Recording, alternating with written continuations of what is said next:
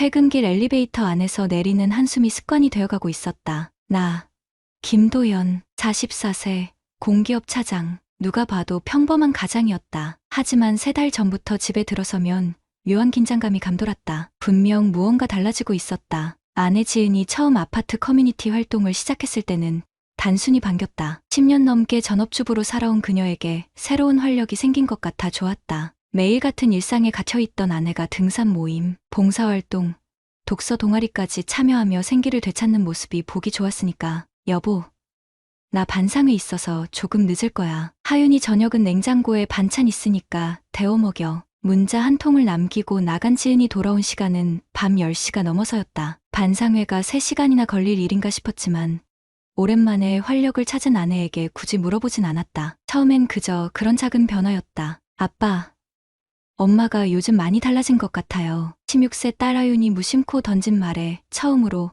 뭔가 이상하다는 느낌이 들었다. 평소 내성적이고 예민한 하윤이는 엄마의 작은 변화도 잘 알아챘다. 어떻게 달라졌는데? 화장도 더 진하게 하고 요즘 계속 핸드폰만 봐요. 웃으면서 그날 이후 나는 무의식적으로 지은의 행동을 관찰하기 시작했다. 아침마다 더 공들여 화장을 하고 옷차림도 한결 젊어졌다. 예전에는 대충 묶어두던 머리도 염색을 하고 스타일을 바꿨다. 그러다 처음 그를 보게 되었다. 아파트 단지 내 작은 광장에서 열린 플리마켓. 가족과 함께 구경하러 나간 자리에서 눈에 띈 청년이 있었다. 지은보다 훨씬 어려 보이는, 아마도 20대 후반쯤 되어 보이는 남자였다. 그는 자연스럽게 지은에게 다가와 대화를 나누었다. 김 과장님, 등산 모임 사진 편집한 거 어땠어요? 제가 밤새 작업했는데 시훈 씨 덕분에 너무 예쁘게 나왔어요. 역시 프로는 다르네요. 지은의 표정이 평소와 달랐다. 이렇게 밝게 웃는 모습을 본 지가 얼마나 됐을까. 서로를 바라보는 눈빛에서 묘한 기류가 느껴졌다. 그들 사이에 흐르는 미묘한 긴장감은 내게만 보이는 것 같았다. 저희 아빠예요. 하윤이 시훈에게 나를 소개했다. 아, 안녕하세요.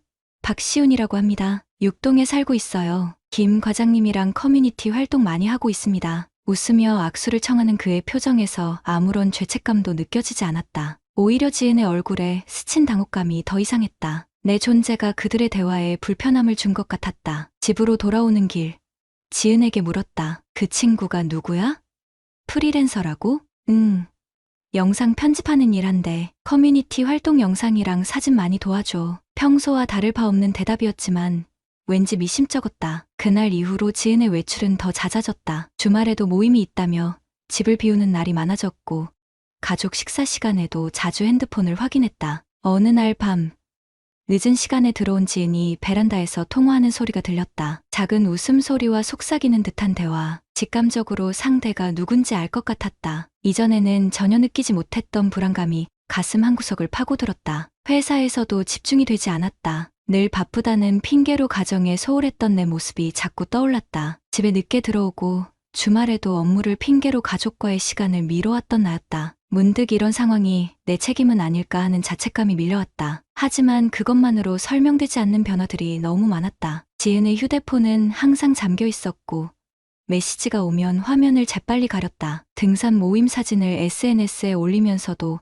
자신과 시훈이 함께 있는 사진만 골라 올리는 모습도 눈에 띄었다. 도연 씨, 오늘 또 늦어요?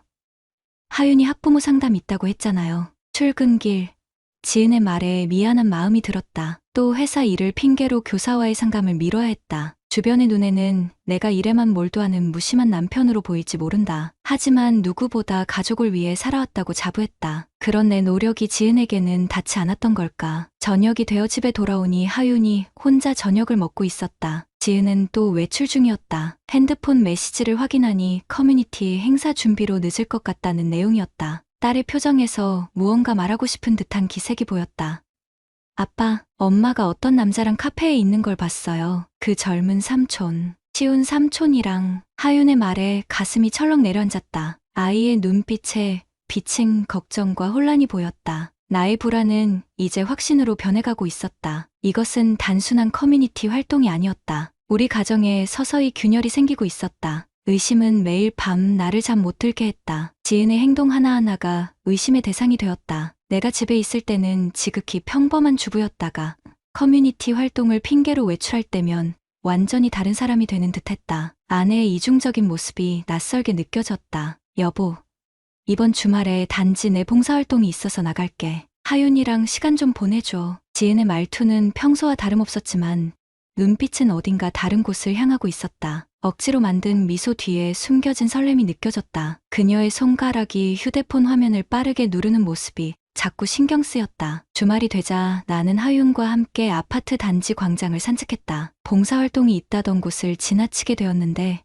지은의 모습은 보이지 않았다. 대신 다른 주민들이 테이블을 정리하고 있었다. 아, 김도연 씨, 오늘 행사 구경 오셨어요? 이웃 주민의 인사에 나는 애매하게 웃으며 고개를 끄덕였다. 지은 씨는 아까 일찍 가던데요. 박시훈 씨가 뭐 자료 정리할 게 있다고 같이 나갔어요. 심장이 빠르게 뛰기 시작했다. 아무렇지 않은 척 대답했지만 머릿속은 이미 혼란으로 가득 찼다. 하윤의 눈치를 살피니 딸아이는 무표정한 얼굴로 발끝만 내려다보고 있었다. 그날 저녁 지은이 들어왔을 때 물었다. 봉사활동은 어땠어? 응?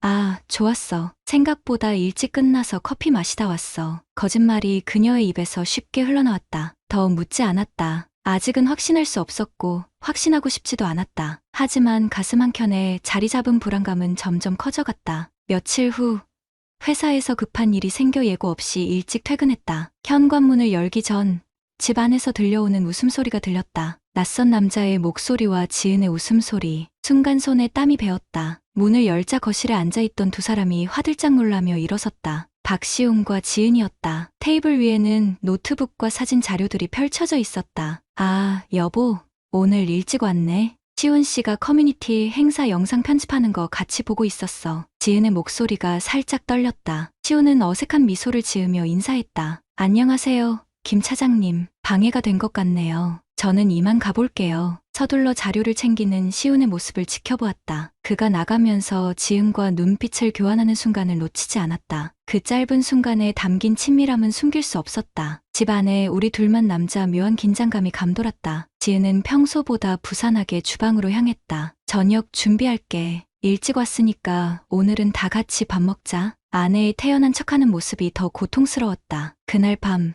잠자리에 들기 전 지은의 화장대에 놓인 향수가 눈에 들어왔다. 전에 없던 새 향수였다. 집 안에 미세하게 퍼진 향기가 낯설게 느껴졌다. 하윤이 점점 말수가 줄어들었다. 학교에서 돌아와 방에 틀어박혀 있는 시간이 늘어났고 엄마가 말을 걸어도 짧게 대답하는 정도였다. 16살 청소년의 예민함으로 가정의 위기를 감지하고 있는 듯했다. 아빠, 저 요즘 학교 끝나고 도서관에 있을래요. 집에 오기 싫어요. 하윤의 솔직한 고백에 가슴이 아팠다. 아이가 집 안의 불편한 분위기를 피하고 싶어 한다는 사실이 나를 더 괴롭게 했다. 가정을, 특히 하윤을 지켜야 한다는 책임감이 강하게 밀려왔다. 어느 날 아파트 단지 산책로에서 우연히 그들을 목격했다. 벤치에 나란히 앉아 무언가를 보고 있었는데 시훈의 손이 자연스럽게 지은의 어깨에 걸쳐져 있었다. 가까이 다가가지 않았다. 멀리서 지켜보는 것만으로도 충분히 고통스러웠다. 지은의 휴대폰을 확인해야겠다는 생각이 들었다. 개인의 프라이버시를 침해하는 행동이 옳은지 고민되었지만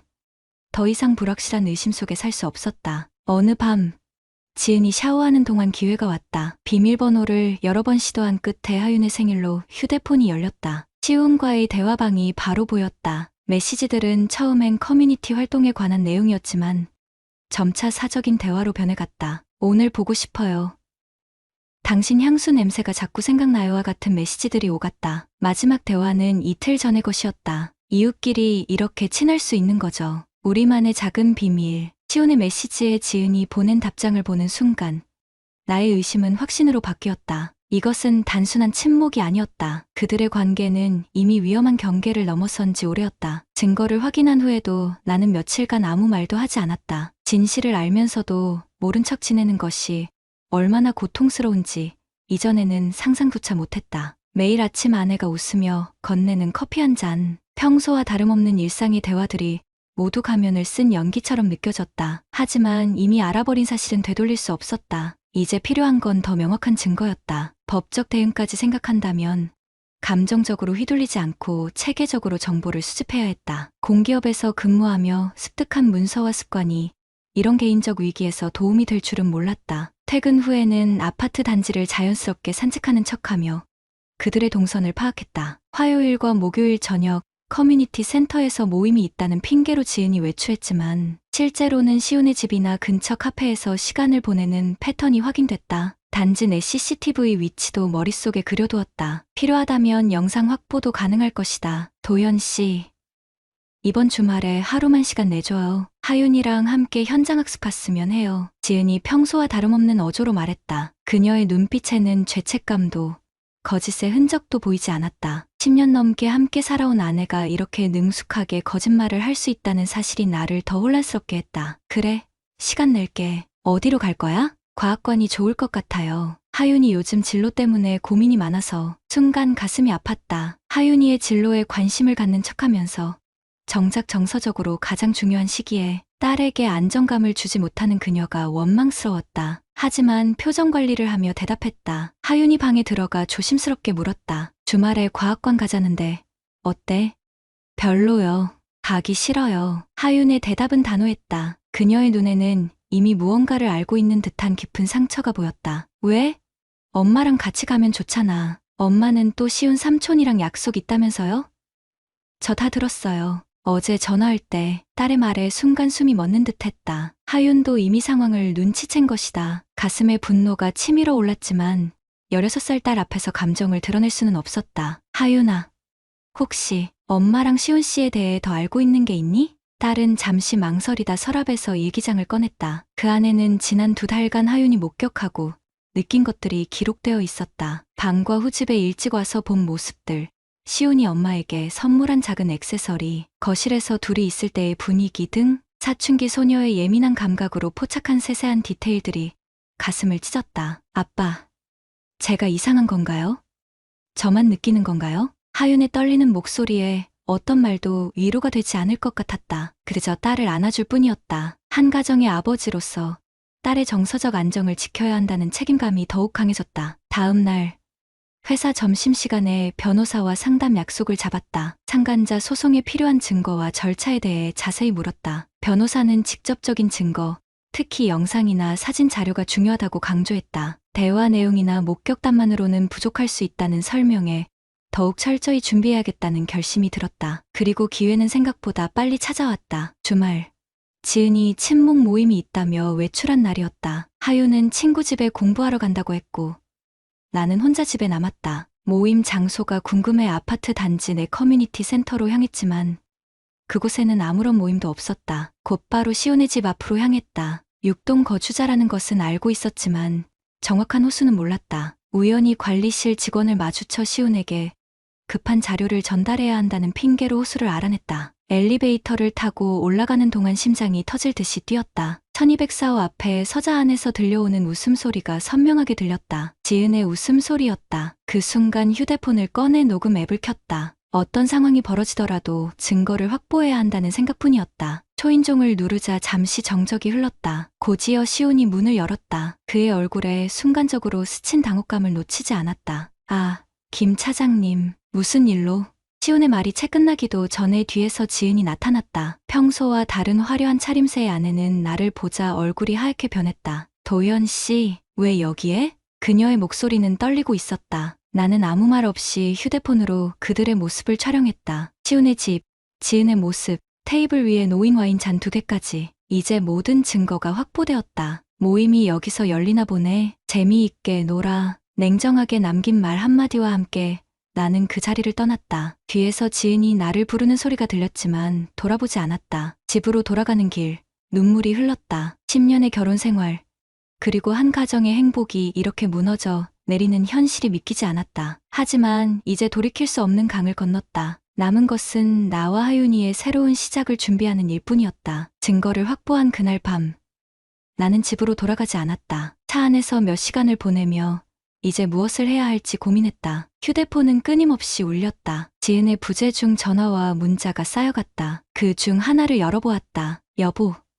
오해가 있어요. 그냥 친하게 지내는 사이일 뿐이에요. 제발 집에 와서 이야기해요. 허무한 변명이었다. 시온의 집에서 단둘이 와인을 마시며 친하게 지내는 사이라니. 더 이상 지은의 거짓말에 속아 넘어갈 생각은 없었다. 내가 해야 할 일은 분명했다. 하윤이의 미래와 내 자존심을 지키는 것, 그리고 진실을 명백히 하는 것. 다음 날 아침, 변호사를 다시 만났다. 확보한 증거들을 보여주며 앞으로의 절차에 대해 상담했다. 이혼 소송과 함께 상간자 소송도 진행하기로 결정했다. 변호사는 증거가 충분하다며 승소 가능성이 높다고 했다. 단, 하윤이의 정서적 안정을 위해 진행 과정에서 최대한 배려해야 한다는 조언도 잊지 않았다. 회사에 일주일간의 휴가를 신청했다. 18년 근무 중 처음 쓰는 개인 휴가였다. 상사에게는 가정사로 간단히 설명했지만 그의 눈빛에서 이미 무언가를 눈치챈 듯한 기색이 보였다. 아마도 우리 부부의 불화가 이미 주변에 감지되고 있었던 모양이다. 하윤이를 데리러 학교에 갔다. 교문 앞에서 기다리는 동안 마음을 정리했다. 딸에게 어떻게 설명해야 할지,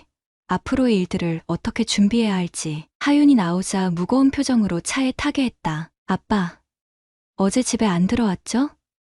엄마가 계속 울었어요. 하윤의 말에 가슴이 아팠다. 어린 딸이 부모의 갈등 사이에서 이런 혼란을 겪어야 한다는 사실이 미안했다. 하지만 이제는 솔직해질 때였다. 하윤아, 우리 오늘은 호텔에서 하루 묵자. 아빠가 중요한 이야기가 있어. 호텔 방에서 하윤에게 현실을 최대한 완곡하게 설명했다. 엄마와 아빠가 당분간 따로 살게 될 것이라고. 하지만 하윤이에 대한 사랑은 변함없다고. 16살 소녀의 눈에 눈물이 고였지만 그녀는 이미 많은 것을 알고 있는 듯했다. 알고 있었어요, 아빠. 엄마가 다른 사람이랑 말을 잇지 못하는 하윤을 꼭 안아주었다. 딸아이의 어깨가 떨리는 것이 느껴졌다. 그날 밤, 하윤이 잠든 후 지은에게 짧은 메시지를 보냈다. 내일 오전 10시 아파트 커뮤니티 센터로 와. 앞으로의 일을 논의할 것이 있다. 다음 날 아침, 나는 하윤을 학교에 데려다 준 후 커뮤니티 센터로 향했다. 하필 그날은 원래 입주민 회의가 있는 날이었다. 주민들이 하나둘 모여들고 있었다. 지은이 불안한 표정으로 구석에 서 있는 것이 보였다. 시우는 보이지 않았다. 입주민 대표가 나를 알아보고 인사했다. 김 차장님, 오랜만에 회의에 참석하셨네요. 오늘 안건 중에 커뮤니티 활동 확대 방안도 있어요. 그의 말에 쓴웃음이 나왔다. 커뮤니티 활동이라는 단어가 이제는 완전히 다른 의미로 들렸다. 지은이 내 시선을 피하며 자리에 앉았다. 핸드폰을 꺼내 누군가에게 계속 메시지를 보내는 모습이 보였다. 아마도 시훈에게 상황을 알리는 것 같았다. 회의가 시작되고 각종 안건이 논의되었다. 마지막으로 커뮤니티 활동 확대 방안이 나왔을 때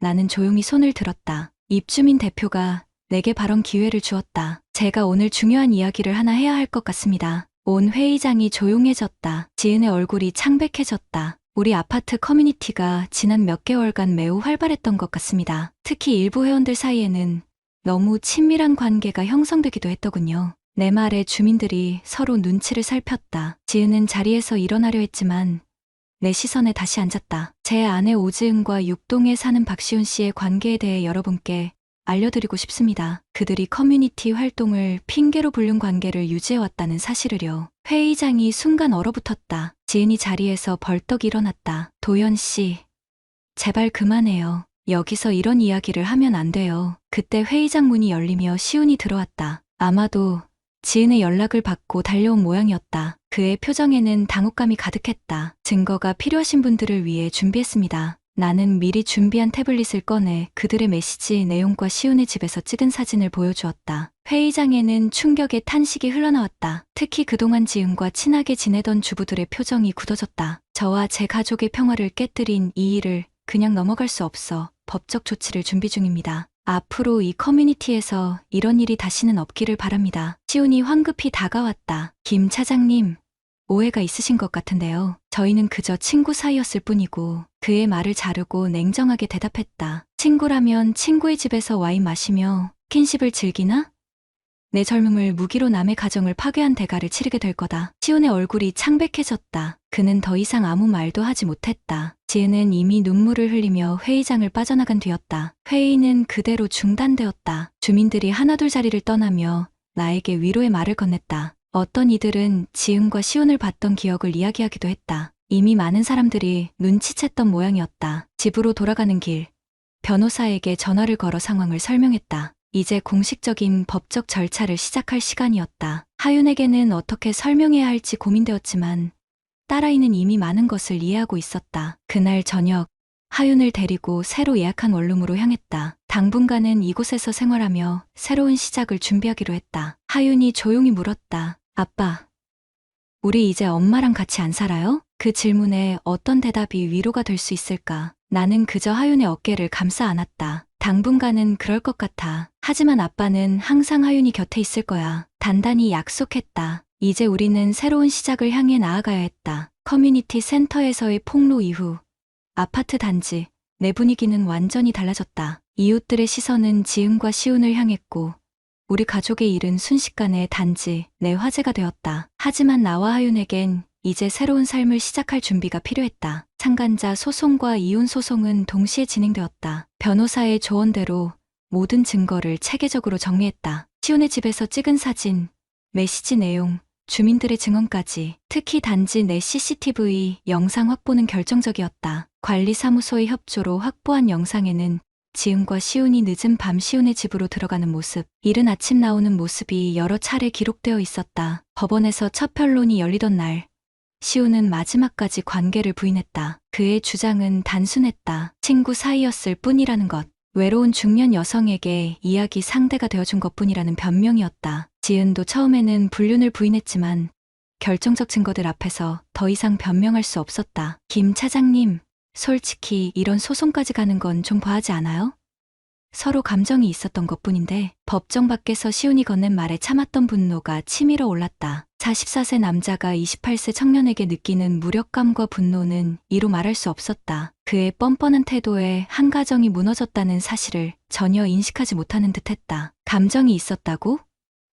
그래서 내 아내를 꼬셨나? 내 딸의 엄마를, 한 가정의 중심을 무너뜨린 대가를 치르게 해주마. 감정을 억누르며 남긴 말이었다. 변호사가 내 어깨를 잡아 진정시켰다. 이제 복수는 법의 테두리 안에서 이루어져야 했다. 소송이 진행되는 동안 지은은 계속해서 화해를 요청했다. 문자와 전화, 심지어 직장까지 찾아와 눈물로 호소했다. 결혼 생활이 단조로웠고 자신을 인정해주지 않아 외로웠다는 변명이었다. 하지만 이미 무너진 신뢰는 회복할 수 없었다. 더 놀라운 사실은 진행 과정에서 밝혀졌다. 시온에게는 이것이 처음이 아니었다. 이전에 살던 아파트에서도 비슷한 일이 있었던 것이다. 40대 중반의 주부와 불륜 관계를 맺었다가 남편에게 들켜 급히 이사를 왔다는 사실이 그의 과거 이웃의 증언으로 드러났다. 그는 마치 사냥감을 물색하듯 커뮤니티의 외로운 중년 여성들을 노리는 상습범이었다. 하윤은 그 과정에서 가장 큰 상처를 입었다. 학교에서도 소문이 퍼져 친구들의 시선이 달라졌다고 했다. 16살 소녀가 감당하기에는 너무 큰 상처였다. 정신과 상담을 받기 시작했고 전학까지 고려하게 되었다. 아빠, 저 이 학교 다니기 싫어요. 친구들이 뒤에서 수군거려요. 하윤의 눈물 어린 호소에 가슴이 찢어지는 듯했다. 아이에게 이런 상처를 준 지은과 시온이 용서되지 않았다. 원래 계획했던 것보다 더 철저하게 법적 대응을 해야겠다는 결심이 굳어졌다. 6개월의 법정 다툼 끝에 판결이 내려졌다. 법원은 상간자 소송에서 시온에게 3천만 원의 위자료를 지급하라는 판결을 내렸다. 이혼 소송에서는 하윤의 양육권은 내게 주어졌고 지은은 면접 교섭권만 제한적으로 인정받았다. 제3분할에서도 지은의 귀책 사유가 인정되어 유리한 결과를 얻었다. 판결 이후 시우는 순식간에 모습을 감췄다. 알고 보니 그가 살던 아파트는 전세였고 위자료를 지불할 능력도 없었다. 결국 강제 집행을 통해 그의 차와 집기 일부를 압류했지만 그가 가진 것은 그리 많지 않았다. 그는 빚더미에 앉게 되었고 평판도 완전히 무너졌다. 지은은 친정으로 돌아갔다. 우리가 살던 아파트를 떠나면서 마지막으로 하윤을 만나고 싶어 했지만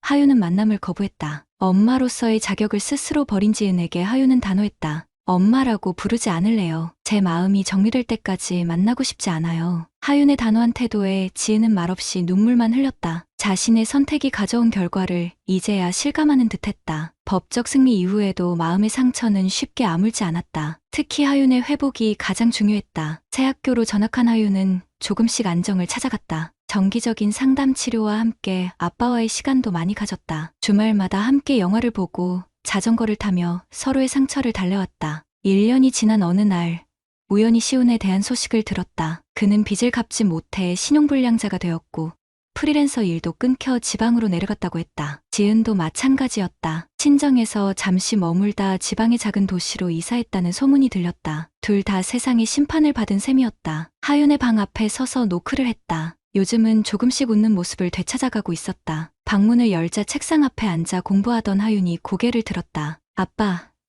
저 대학 진학 계획 좀 세워봤어요. 심리학과에 가고 싶어요. 하윤의 말에 가슴이 따뜻해졌다. 상처를 통해 자라난 아이의 꿈이었다. 아마도 자신과 같은 아픔을 겪는 이들을 도우려는 마음이 생긴 모양이었다. 좋은 생각이야. 내가 하고 싶은 일이라면 아빠는 항상 지지할게. 그날 저녁, 하윤과 함께 저녁을 준비하며 생각했다. 모든 과정이 고통스러웠지만 정의는 결국 승리했다. 우리의 가정은 무너졌지만 그 폐허 위에 새로운 삶을 건설해가고 있었다. 무엇보다 하윤이 다시 웃을 수 있게 된 것이 가장 큰 위로였다. 마지막으로 들은 소식에 따르면 시우는 다른 도시의 아파트 단지에서 비슷한 수법으로 접근하다 주민들에게 발각되어 쫓겨났다고 했다. 그의 행적은 인터넷 커뮤니티를 통해 널리 알려졌고 이제 그는 어디를 가든 환영받지 못할 것이다. 저녁 식사를 마친 후 하윤과 함께 소파에 앉아 영화를 보았다. 이제 새로운 일상이 자리 잡아가고 있었다. 가끔은 완전한 가족의 모습이 그리울 때도 있지만 거짓과 배신 위에 세워진 가정보다는 지금의 평화가 더 소중하게 느껴졌다. 아빠, 가족은 같이 웃는 사람이 아니라 같이 지키는 사람이어야 해요. 영화를 보다 문득 하윤이 던진 말에 가슴이 먹먹해졌다. 16살 소녀가 너무 일찍 깨달은 진실이었다. 그렇게 우리는 서로를 지키며 새로운 가족의 의미를 만들어가고 있었다. 구독자님들, 다른 분들과 함께 의견 나눠보세요. 저도 읽어보며 소통하겠습니다.